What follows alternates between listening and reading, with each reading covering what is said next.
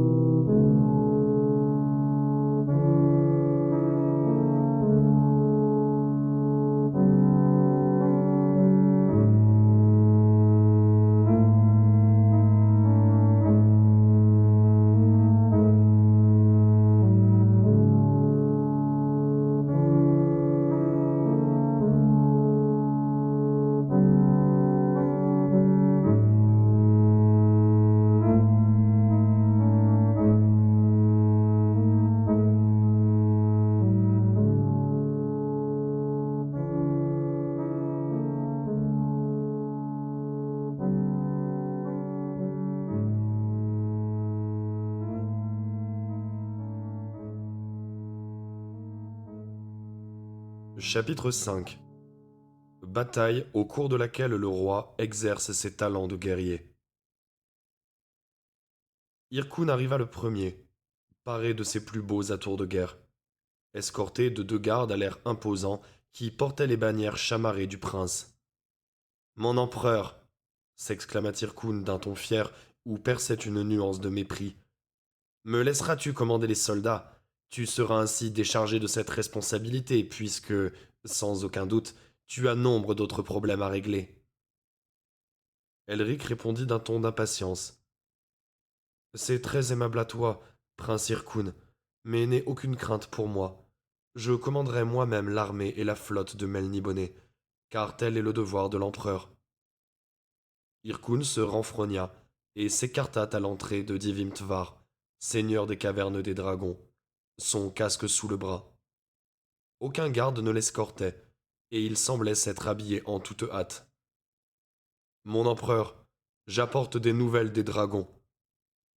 Je t'en remercie, dit Vim Tvar, mais attends que tous mes commandants soient là pour leur en faire part également. Divim Tvar s'inclina et alla se ranger du côté du hall opposé à celui où se tenait le prince Hyrkoun. Les guerriers arrivaient l'un après l'autre. Ils furent bientôt une vingtaine de capitaines à attendre au bas des marches du trône de rubis, où Elric avait pris place. L'empereur portait toujours l'habit qu'il avait revêtu le matin pour la chevaucher. Il n'avait pas eu le temps de se changer. Quelques instants plus tôt seulement, il avait consulté des cartes du labyrinthe, cartes qu'il était seul à pouvoir lire, et que la magie, en temps normal, soustrayait au regard de ceux qui tenteraient de les découvrir.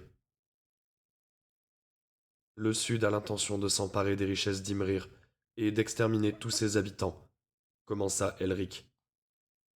Il croit avoir découvert une des routes de notre labyrinthe. Une flotte d'une centaine de vaisseaux de guerre se dirige actuellement vers Melniboné. Demain, lorsqu'elle arrivera au-dessous de l'horizon, elle attendra que la nuit tombe, puis elle mettra le cap sur le labyrinthe et entrera.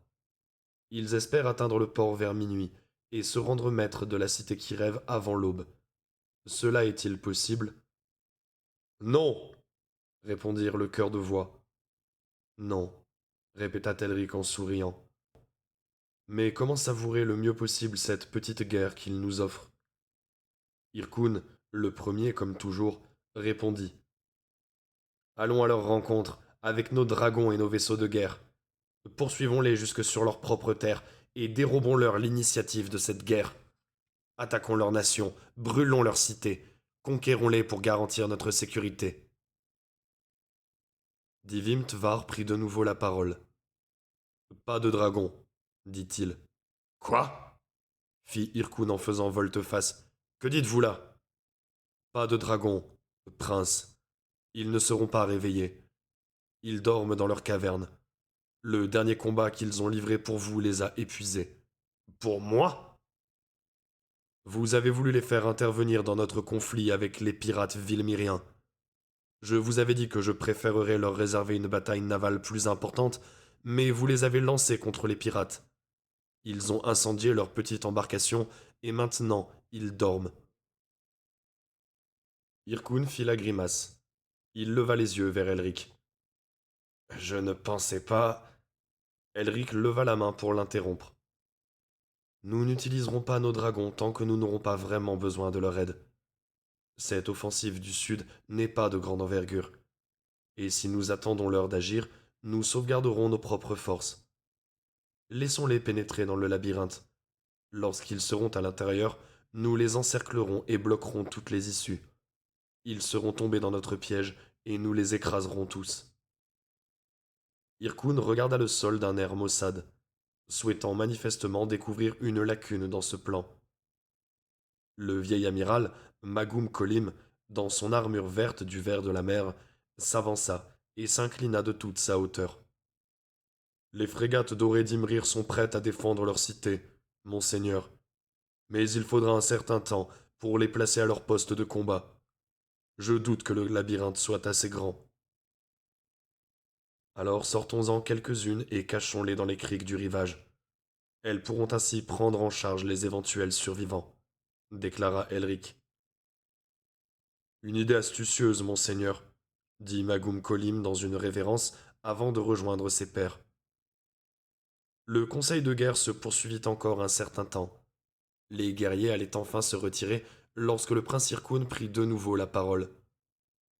Je renouvelle ma proposition à l'empereur. Sa personne est trop précieuse pour s'aventurer dans cette bataille. La mienne, par contre, est bien peu de choses. Qu'on me confie le commandement de l'armée de terre et de la flotte, pendant que l'empereur restera au palais, loin des soucis de la guerre, avec l'assurance que ses hommes gagneront et que les pirates du Sud seront écrasés. Peut-être souhaite-t-il terminer la lecture d'un livre. Elric sourit. Je te remercie encore une fois pour cette délicate attention, prince Irkoun. Mais un empereur se doit d'exercer son corps autant que son esprit. Je commanderai mes soldats moi-même. Lorsqu'Elric retourna à ses appartements, ce fut pour découvrir que Sagdos préparait déjà sa lourde armure sombre, l'armure qu'avaient revêtue des centaines d'empereurs melnibonéens. Une armure fabriquée par les mains d'un sorcier, qui lui avait conféré une puissance inégalée dans le royaume de la terre. Une armure qui pouvait ainsi, du moins les rumeurs le rapportaient-elles, résister aux coups des légendaires épées runiques Stormbringer et Mournblade, qu'avaient manié les plus cruels des empereurs de Melniboné avant que les seigneurs d'en haut s'en saisissent et les cachent à jamais, dans un lieu où eux-mêmes s'aventuraient rarement. La joie illuminait le visage du serviteur pendant qu'il touchait chaque pièce de l'armure, chaque arme de ses longs doigts crochus. Il leva son visage balafré pour observer les traits d'Elric ravagés par l'inquiétude. Ô monseigneur, mon roi, bientôt vous goûterez les joies du combat. Oui, Sagdos. Espérons que c'est de joie que nous pourrons parler. Je vous ai appris toutes les formes de l'art de la guerre. L'art de manier l'épée et le poignard, l'art de tirer l'arc, l'art de lancer le javelot, à pied ou à cheval. Et vous avez été un bon élève. Car ils disent tous que vous êtes faible, il n'y a pas meilleur breteur que vous, Amel Nibonnet, à une seule exception près. Le prince Irkoun, peut-être, dit Elric d'un air de réflexion. N'est-il pas vrai? J'ai dit une seule exception, monseigneur. Et Irkoun est cette exception. Un jour, peut-être, pourrons-nous trouver la réponse à cette question. Je vais me baigner avant de revêtir tout ce métal. Il faudrait vous hâter, maître. D'après ce que l'on dit, les préparatifs seront très longs. J'irai ensuite dormir, dit Elric en souriant devant l'air consterné de son vieil ami. Ce sera mieux ainsi, car il m'est impossible de disposer personnellement les navires à leur poste. On a besoin de moi à la tête des hommes. Je serai plus à la hauteur de cette tâche lorsque je me serai reposé. Si vous pensez que c'est mieux ainsi, votre majesté, alors soit. Et cela t'étonne? Tu es trop impatient de me voir combattre et me pavaner, fier comme Arioche. Sagdos mit la main devant sa bouche, les yeux écarquillés, comme pour tenter de taire ces mots qu'il aurait prononcés à la place de son maître. Elric sourit. Tu penses que je profère des hérésies, n'est-ce pas? Eh bien, j'en ai déjà dit de plus grandes sans attirer le malheur sur moi. À Melniboné, Sagdos, les empereurs contrôlent les démons, jamais le contraire. Vous le dites, monseigneur. Et c'est la vérité. Elric quitta la salle en appelant ses esclaves. La fièvre du combat s'était déjà emparée de lui. Il exultait. Il était maintenant tout de noir vêtu. Sa cuirasse massive, son pourpoint rembourré, ses longues jambières, ses crispins de mailles. À son côté pendait un sabre de 5 pieds de long, qui avait soi-disant appartenu à un héros humain du nom d'Aubec. Appuyé contre le parapet doré du pont, son grand bouclier rond, portant l'emblème du dragon fondant sur sa proie. Un aume le coiffait, surmonté d'un dragon, ses ailes déployées au-dessus du cimier, sa queue ondulant sur la nuque. Un aume noir, au milieu duquel figurait une tache blanche d'où surgissaient des yeux pourpres, et, sur les côtés duquel jaillissait une cascade de cheveux d'un blanc laiteux, telle une colonne de fumée s'élevant au-dessus d'un incendie. Aussi faible que fût la lueur qu'envoyait le fanal en bas du grand mât, la tache blanche se fit encore plus blanche, révélant ainsi les traits du visage masqué par le aume, de beaux traits fins, un nez droit, des lèvres minces, des yeux en amande. L'empereur Elric de Melniboné scrutait l'obscurité du labyrinthe lorsqu'il entendit les premiers pirates approcher. Il se tenait sur le pont supérieur de la haute frégate dorée, qui, comme toutes les frégates d'Imrir, ressemblait à une ziggourate flottante équipée de mâts, de voiles, de rames et de catapultes. Cette frégate, c'était l'enfant de Piaré, la frégate amirale. Le grand amiral Magum Kolim se tenait aux côtés d'Elric. Tout comme Divim Tvar, il était l'un des rares amis intimes d'Elric. Il le connaissait depuis toujours, l'avait encouragé à apprendre tout ce qu'il pouvait du commandement du navire et de la flotte. Au fond de lui-même, Magum Kolim craignait peut-être qu'Elric fût trop intellectuel et trop introspectif pour gouverner Melniboné. Mais il lui reconnaissait la légitimité du pouvoir, et les propos de l'entourage d'Irkoun ne faisaient que l'irriter et l'agacer. Le prince Irkoun se trouvait également à bord de la frégate amirale. À cet instant-là, il était en bas, en train d'examiner les machines de guerre. L'enfant de Piaré était mouillé à l'intérieur d'une immense grotte, une de ces nombreuses grottes qui avaient été creusées dans les parois du labyrinthe lors de la construction, dans le seul but de camoufler une frégate. La grotte était juste assez haute pour les mâts et juste assez large pour les rames. Chacune des frégates dorées comportait plusieurs rangées de rames, et chaque rangée 20 ou 30 jeux de rames. Toutes ces rames étaient réparties sur 4, 5 ou 6 ponts, et, comme c'était le cas sur l'enfant de Piaré, elles pouvaient avoir 3 systèmes de commande indépendants, de l'avant à l'arrière. Avec leur cuirasse d'or, les navires étaient pour ainsi dire indestructibles, et, malgré leur grande taille, ils pouvaient filer rapidement et manœuvrer facilement lorsque cela était nécessaire. Ce n'était pas la première fois qu'ils guettaient l'arrivée de l'ennemi dans ces grottes. et ce ne serait certainement pas la dernière. Les circonstances devaient, cependant, se révéler bien différentes par la suite. Les frégates melnibonéennes sillonnaient rarement les mers depuis quelque temps, alors que par le passé, elles avaient été ces redoutables montagnes flottantes dorées qui hantaient les océans du monde entier et semaient la terreur partout où on les apercevait. La flotte avait été également plus importante, en ces temps-là. Elle comprenait des centaines d'embarcations. Aujourd'hui, elle en comptait moins de 40. Mais c'était suffisant. 40 navires qui attendaient l'ennemi dans l'obscurité humide du labyrinthe. Elric écoutait le clapotis de l'eau contre la coque de son navire. Il regrettait déjà de n'avoir pu élaborer un meilleur plan. Il était certain de la réussite de celui-ci, mais il allait faire de nombreuses victimes, aussi bien du côté des Melnibonéens que du côté des barbares. Il eût été préférable de trouver un moyen de chasser l'ennemi plutôt que de le prendre au piège.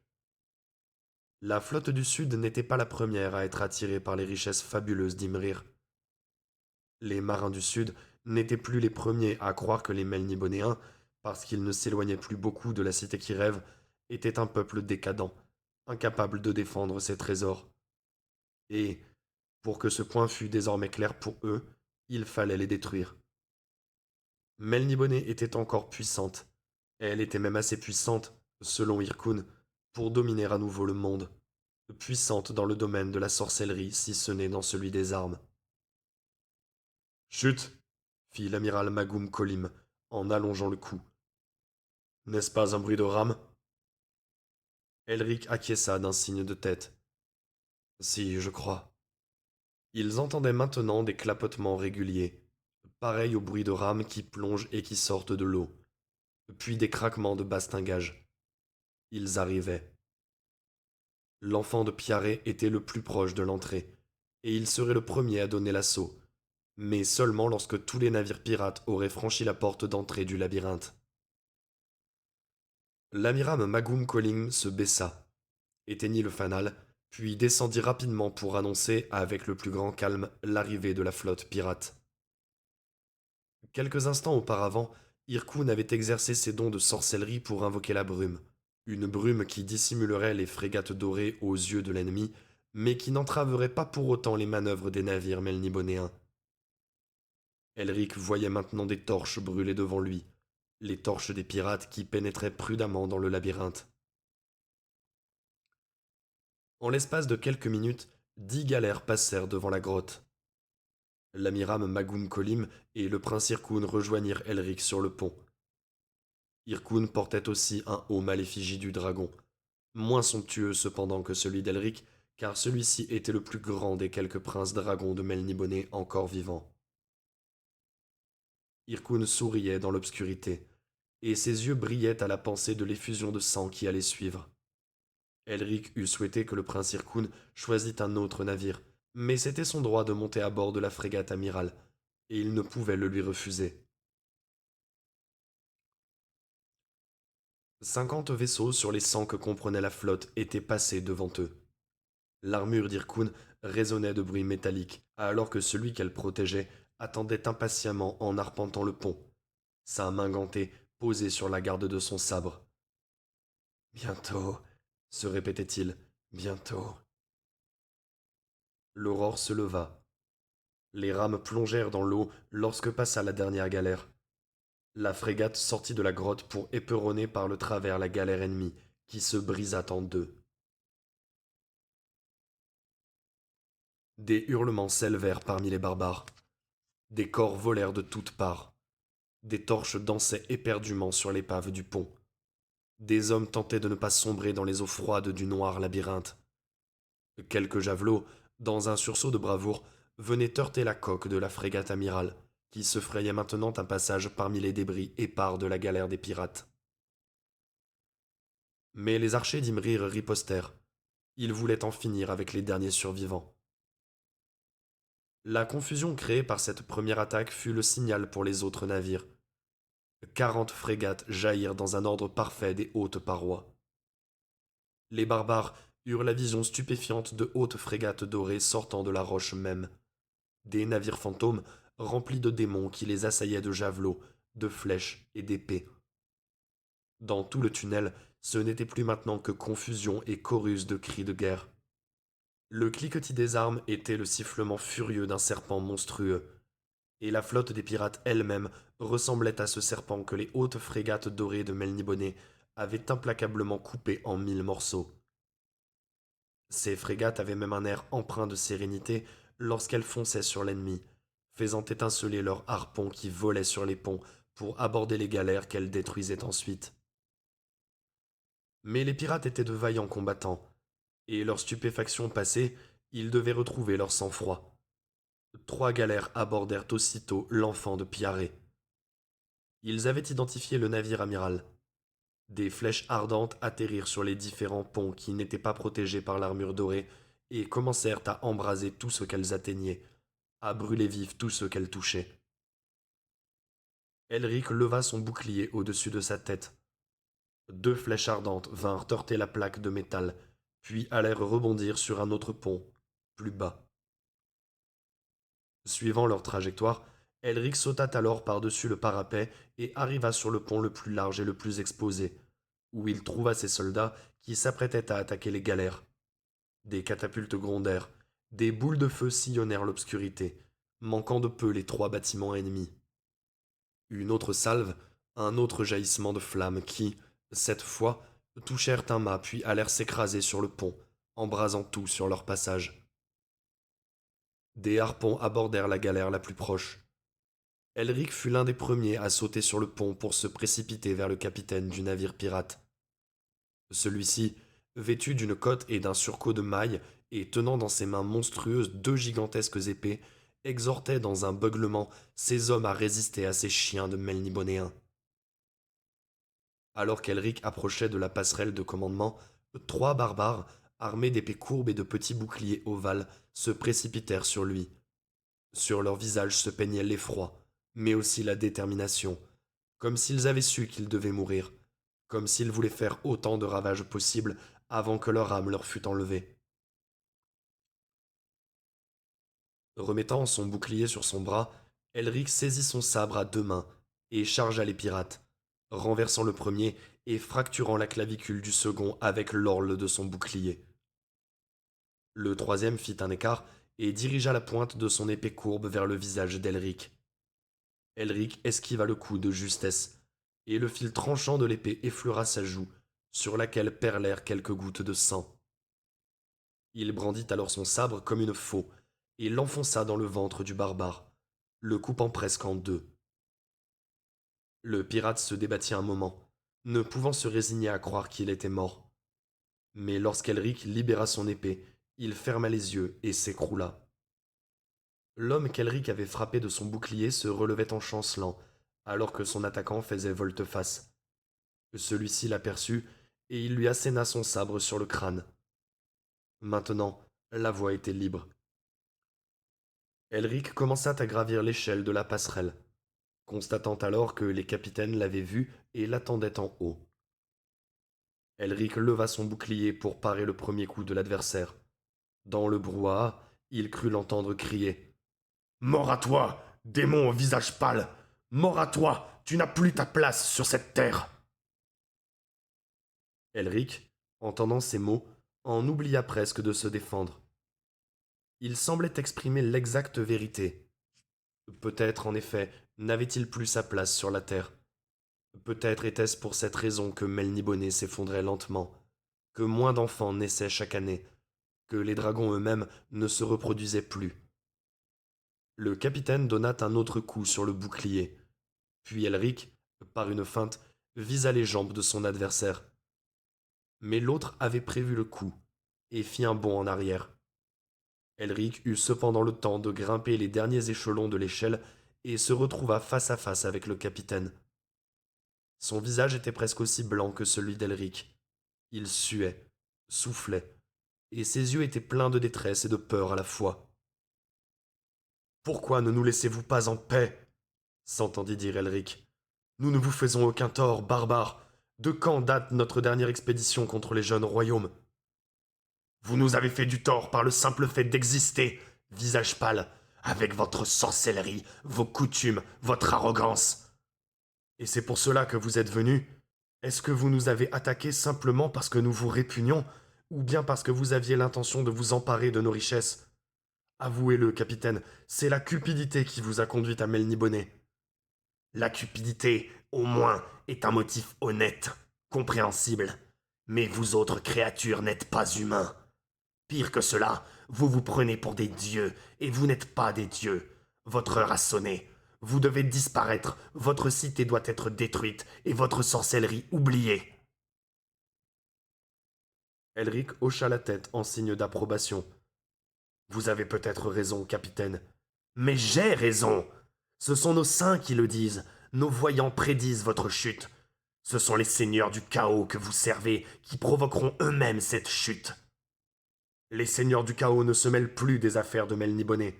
Ils se sont retirés il y a de cela presque 1000 ans maintenant. Elric observait attentivement le capitaine, évaluant les distances qui le séparaient de lui. C'est peut-être pour cette raison que notre gloire s'est éteinte, ou que nous sommes simplement devenus las de la gloire.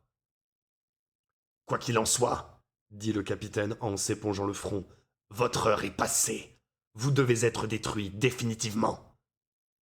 Puis un gémissement. Le sabre d'Elric s'était glissé sous son plastron de maille et lui avait transpercé l'estomac et les poumons. Un genou plié, l'autre jambe tendue en arrière, Elric commença à retirer la longue lame et regarda le barbare qui semblait alors conciliant. C'était un combat déloyal. Visage pâle. Nous avions à peine engagé la conversation que tu l'interrompais. Tu es adroit. Puisses-tu connaître les affres de l'enfer d'en haut? Adieu. Pourquoi s'attaqua-t-il au cou du capitaine lorsque celui-ci tomba la face contre le pont? Cela, il ne put l'expliquer. La tête de sa malheureuse victime alla rouler sur le bord de la passerelle, puis un coup de pied l'envoya sombrer dans les froides profondeurs de l'eau. C'est alors qu'Irkoun apparut derrière Elric, avec son éternel sourire grimaçant. Voilà un combat acharné, votre majesté. Ce malheureux avait raison. Raison? Elric interrogea son cousin des yeux. Raison? Oui, lorsqu'il louait ton glorieux exploit. Puis, riant sous sa cape, il alla surveiller ces hommes qui liquidaient les quelques rescapés. Elric ne savait pas pourquoi il avait toujours refusé de haïr Irkoun, mais maintenant il le haïssait, sans aucun doute. Il l'aurait même tué avec plaisir, là, sur le champ. Il venait d'éprouver la douloureuse sensation qu'Irkoun avait pénétré son âme et exprimé son mépris pour ce qu'il y avait découvert. Une immense amertume s'empara soudain d'Elric, et, du plus profond de lui-même, il souhaita ne plus être ce Melnibonéen, ne plus être cet empereur. Il souhaita qu'Irkoun n'eût jamais existé.